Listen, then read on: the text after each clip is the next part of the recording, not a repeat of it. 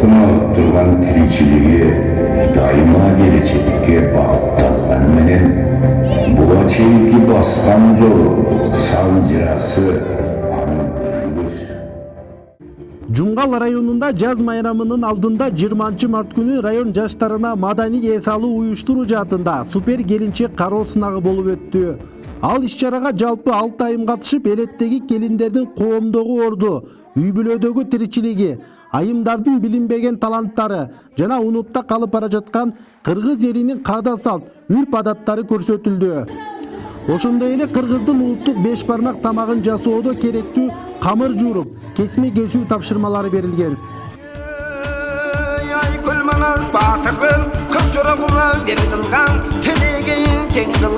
Aks gelgen çoruğu, ak mıktısın dingizgen, tons gelgen çoruğu, ton mıktısın giygen, kulağını tap tap kuşkılgan, kulağına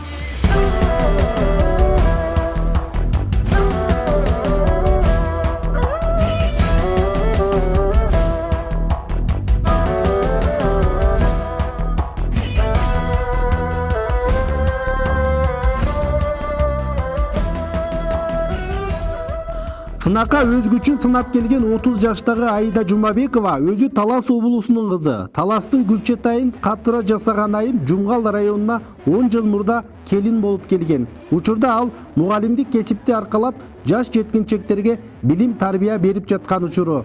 Ал бул сынакта биринчи орунду жеңип алып, сүйүнүп турган мезгили. Бул жака 10 жыл мурун турмушка чыккам. Азыр үй бүлөлүү 3 жылдын энесимин.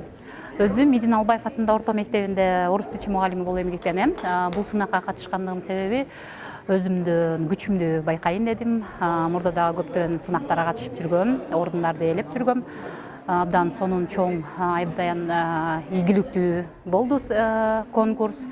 Кудайым жалгап биринчи местани алып кеттим. Кароо сынак райондогу мүрөк, өнүктүрүү жана чыгармачылык борбору тарабынан өтүп, Жумгал райондук мамлекеттик администрациясы жана райондук маданият бөлүмүнүн коштоосунда уюштурулган.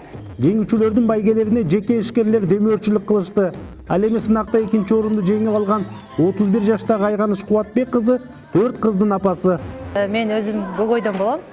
Бул чайык айылына келин болуп келгем. Азыркы учурда Медина Албаев мектебинде эмгектенем. 4 кызым бар. Бул сынак жөнүндө айта кетсем, бул сынак аябай чоң деңгээлде өттү. Аябай биз ойлогондой сынак болду деп эсептейм. Сынакта көптөгөн таймашуулар болду. Дүйнө элин каптап жаткан пандемиянын айынан эл учурда маданий иш-чараларга суусап калганын айткан маданияттын мыкты кызматкери Замир Токонбаев кыз келиндердин кызматы жана анын үйдөгү тиричилик кылуу орду тууралуу айтып өттү. 6 номинация боюнча өткөрдү. 6 тең абдан.